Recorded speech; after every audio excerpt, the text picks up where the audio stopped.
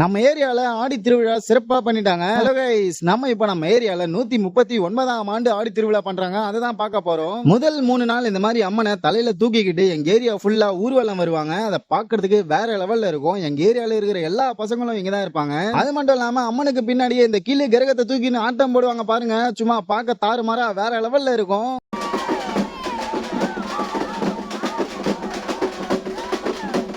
இந்த திருவிழா மட்டும் தான் எங்க ஏரியால இருக்கிறவங்க எல்லாருமே ஒட்டுமொத்தமா சேர்ந்து ஒன்னா பண்ணிக்கிற திருவிழா. அப்படியே இந்த சின்ன கிரகம் எங்க ஏரியா ஃபுல்லா ஊர்வலம் வந்த பிறகு இன்னைக்கு நைட்டு அம்மன் அலங்காரம் பண்ணிட்டு தேர்ல கூட்டிட்டு போவாங்க.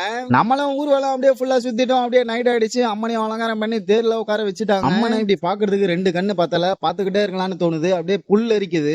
தேர் கிளம்புறதுக்கு முன்னாடி சிவன் பார்வதி காளி அம்மனோட நடனம் பண்ணிட்டு இருக்காங்க. இந்த நடனத்தை பாக்குறதுக்கே வேற லெவல்ல இருக்கு. அப்படியே கடவுளை உண்மையாலுமே நேர்ல பார்த்த மாதிரி இருக்கு. அப்படியே தேர் கூட சுத்திக்கிட்டு வரும்போது நம்ம பின்னாடி பெல் சவுண்ட் கேட்டது. யாரா அப்படின்னு திரும்பி பார்த்தா நம்ம குட்டி பையன் வழி விடுன்னு சொல்லி சத்தம் போடுறான். ஆளை பார்த்தா குட்டியா இருக்கான். அவன் ஏறி உட்கார்ந்து இருக்கிற வண்டியை பாருங்க, காலே எட்டாம வண்டியை ஓட்டுன்னு இருக்கான். சரி வாடா போலாம் அப்படின்னு 2 பேரும் ஊர்வலம் பண்ணி முடிக்கிறதுக்குள்ள நைட்டு மணி 3 ஆயிடுச்சு. அப்படியே ஊர்வலம் முடிஞ்சதுமே 2 பேரும் வீட்டுக்கு போய் தூங்கிட்டோங்க.